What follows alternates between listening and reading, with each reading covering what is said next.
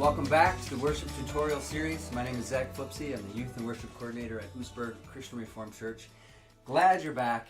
If you've been with us all along, you've seen the introductory video, you've learned about the music theory, the math behind what we're doing, you've seen the awesome G chords that are so useful, you've seen the awesome E chords that are so useful, you've even learned how to play C chords, which are fun for some really emo stuff with some dissonance and some really folky stuff kind of on the ends of the spectrum. Today we are going to be working on how to play in the key of D chords.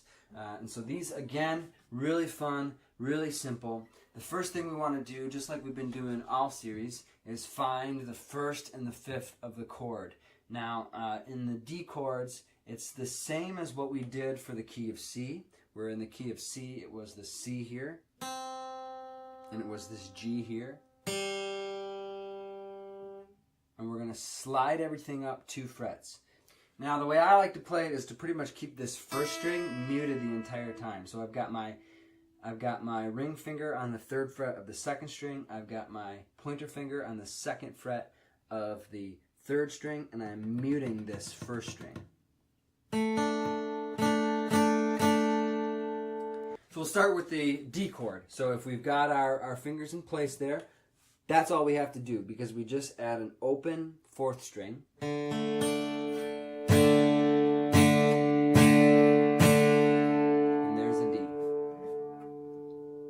So this is going to get confusing because my middle finger here is going to be hovering over this G, this 3rd fret 6th string, but I'm not always playing it. So here with the D, I'm just kind of using it to mute the 5th and the 6th string. And instead, all you're hearing is the 4th string open, the 3rd string on the 2nd fret with my pointer finger, and the 2nd string with my middle finger on the 3rd fret. Now, the reason my finger's hovering over this G here, which is the 3rd fret on the 6th string, that very top one, is because to go from that D to a G, all we do is go. So there's the D, there's the G. It's 1 finger difference. So together, and again, my finger's going to hover over here because that's what I'm using to mute it, but if I'm not pushing that middle finger down, it's just a D. When I push it down,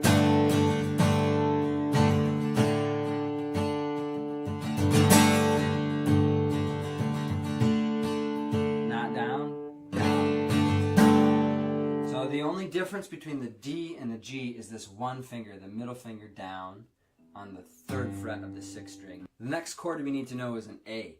So we keep our ring finger down on the 3rd fret of the 2nd string, and instead of just putting my pointer finger down on the 2nd fret of the 3rd string, I'm going to get the 2nd fret of the 3rd and 4th strings both.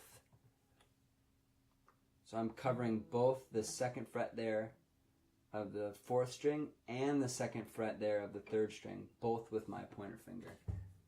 And you play the 5th, 4th, 3rd, 2nd strings. That's A. If you don't like getting both those strings together, you can leave your pointer finger on the 2nd fret of the 3rd string, just like we did for the D, and just add your middle finger to the 2nd fret of the 4th string. So it's a little awkward looking there, but it's the same chord. I prefer just to get them both and kind of lay my finger flat. So we got our D, our G, our A,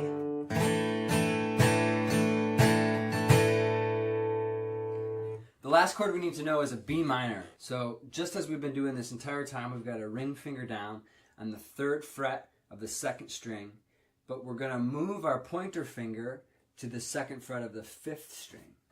2nd fret of the 5th string. And I'm going to replace it with my middle finger on the 2nd fret of the 3rd string.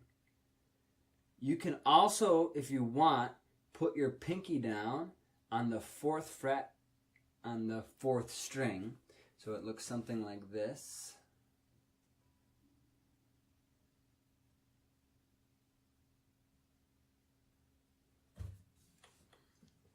and that's your B minor. And that would be your B minor then there. You're not playing this 6th string, you are playing the 5th, 4th, 3rd, and 2nd. So altogether you have this D chord, you have a G, you have an A, and you have a B minor.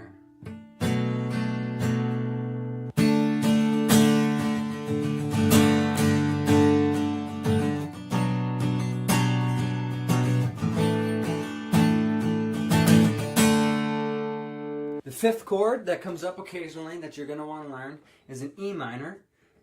So if you leave your ring finger on the 3rd fret of the 2nd string, just like we've been doing the whole time, and we put our pointer finger and our middle finger on the 2nd fret of the 5th and 4th strings, just like that,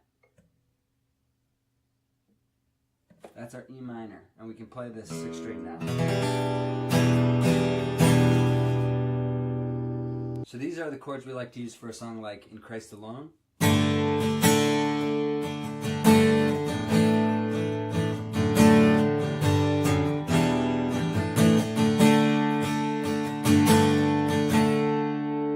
G to the D, G to the A,